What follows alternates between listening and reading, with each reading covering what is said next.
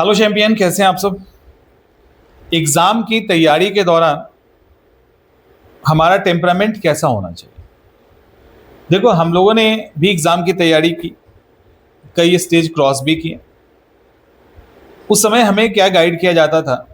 अच्छा, यूपीएससी की तैयारी करते हो तो ना, यूपीएससी की तैयारी करते हो ना तो ज़्यादा कहते थे झीठ झाट में नहीं रहना। हम लोग यहाँ कहा जाता है झीठ झाट में ज़्यादा मत रहो। झीठ झाट का मतलब बढ़िया बढ़िया कपड़ा पहनना, घूमना फिरना, अच्छा खाना खाना, मतलब ज़्यादा रिलैक्स में मत रहो। यूपीएससी का सीरियस स्टूडेंट उसी को माना जाता था जो थोड़ा थोड़ा पागल जैसा दिखता था। ऐसा ही होता था, जो थोड़ा थोड़ा पागल दिखे, थोड़ा गंदे कपड़े पहने रहे, कपड़ा साफ भी नहीं हो, दाढ़ी बाल वाल निकला रहे, नाखून नाखून बढ़ा रहे, और शर्ट में तो आयरन वायरन नहीं होना चाहिए। आयरन होने का मतलब महापाप हो गया। मतलब तो ये ना आवारा है, ये पढ़ाई नहीं करता। अगर पढ़ाई कर रहा तो इसको कपड़ा आयरन करने वाला कपड़े का इसको शुद्ध रहेगा।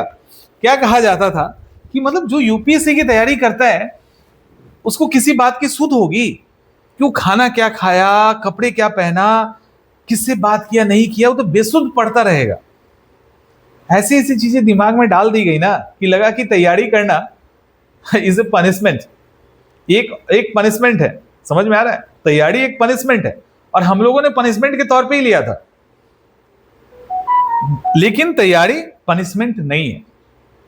ये जो एग्जाम की तैयारी है ना, this is not a punishment. ये पनिशमेंट नहीं है। एग्जाम की तैयारी के दौरान आपको शांत जरूर रहना है। शांत रहने का मतलब ये नहीं कि एंटरटेनिंग नहीं रहना। शांत रहने का मतलब एकाग्र रहना, फोकस्ड रहना। अब बहुत ज्यादा इधर उधर की हरकतें करोगे तो दिमाग तो कंसंट्रेट नहीं हुआ, कंसंट्रेट नहीं हुआ तो एग्जाम निकलेगा नहीं। तो वो शांत रहना है। हमें मन को बहुत चंचल नहीं रहने देना है। लेकिन इसका मतलब ये नहीं है कि हम एग्जाम की तैयारी को पनिशमेंट बना दें।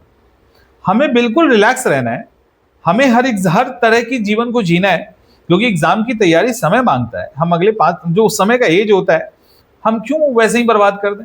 तो हम एक प्रॉपर मैनेजमेंट की तरह चलेंगे। आज देखो, आज जो नए जनरेशन वाले हैं, जो जेनजी है, सब देखिए पूरा स्कूटी उड़ाते हैं, बाइक उड़ा रहे हैं, कार पे घूम रहे हैं, जिनके पास पैसे हैं, शराब पी रहे हैं, घूम फिर रहे हैं, मतलब पब में जा रहे हैं, सब कर रहे हैं, एग्जाम निकाल रहे हैं। कोई डॉक्टर है, कोई इंजीनियर है, कोई वैसे ही घूम फिर रहा है। और वहीं पे बहुत सारे ऐसे हैं जो लंबे समय से उसी मोड में अभी भी, और एग्जाम नहीं निकल रहा, और नए नए आते हैं, निकाल के चले जाते हैं। तो माइंडसेट हमारा जो है ना, वो उसी तरह का होना चाहिए कि इस एग्जाम की तैयारी के दौरान हमें शांत जरूर रहना है, लेकिन संन्यास धारण नहीं करना। हमें एक प्रॉपर डिसिप्लिन में एग्जाम की तैयारी करनी है। मान लो एग्जाम अभी 6 महीने बाद है, तो हम थोड़ा लिबर्टी ले लेंगे, हम थोड़ा घूमेंगे फिरेंगे भी और पढ़ेंगे भी। अब एग्जाम का 2 महीने या 3 महीना बचा तो हम उसको छोड़ देंगे, अब सिर्फ पढ़ेंगे। क्योंकि आप जब अपने को पनिश करने लगते हो ना, जब पनिश करने लगते हो तो एग्जाम के लास्ट टाइम में कंसंट्रेशन नहीं आता है, फिर वो एक पनिशमेंट दिखता है, और पनिशमेंट में तैयारी नहीं होती है। तो हमें एग्जाम को पनिशमेंट, क्योंकि जो एग्जाम का फेज है इसको याद करेंगे आप। जब एग्जाम निकल जाएगा, एग्जाम हो जाएगा, तब आपको ये फेज याद आएगा कि क्या दिन थे वो। क्योंकि अभी ठीक है, नौकरी नहीं है, पैसे नहीं है, स्टेबिलिटी नहीं है, डर लगता है, प्रॉब्लम है, लेकिन एक टाइम आएगा जब ये सारी चीजें आपके पास होंगी, तब भी आप चीजों को मिस करोगे और याद आएगा कि दिन तो अच्छे वही थे जिस समय एग्जाम की तैयारी किया करते थे। घर से पैसे आ जाते थे, कोई तनाव नहीं था। एग्जाम का प्रेशर अलग बात है, और एक लिबर्टी थी, किसी से न पूछने जानने, सुबह पढ़ना, शाम पढ़ना, रात पढ़ना, मतलब चीजें अपने हाथ में थी। तो वो ये फेज है, तो इसको आपको समझना है कि ये भी एक फेज है। और एग्जामिनेशन को ना एकदम आप